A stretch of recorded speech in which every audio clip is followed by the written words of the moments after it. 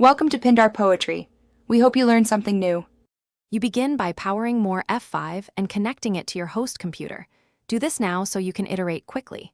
Once connected, enable device mode on the host and confirm a steady green LED. This shows stable power and readiness.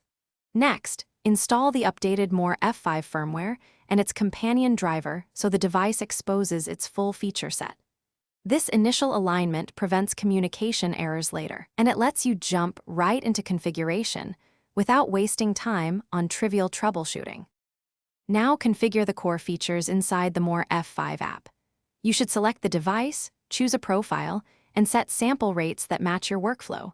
Higher rates give lower latency but increase CPU load. Once that's set, run the built-in calibration routine to align sensors and ensure readings are within acceptable tolerance.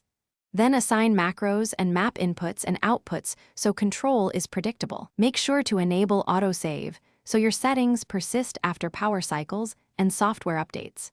Complete the process by running a full test that replicates your typical tasks while monitoring CPU usage and latency to confirm performance.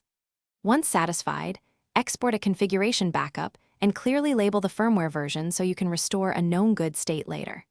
If something goes wrong, perform a controlled factory reset, reinstall the current firmware, then restore your backup. This clears corrupted settings while preserving your tested configuration. If issues persist, check power stability and USB cable integrity before contacting support. Thanks for watching. Consider subscribing if we helped you.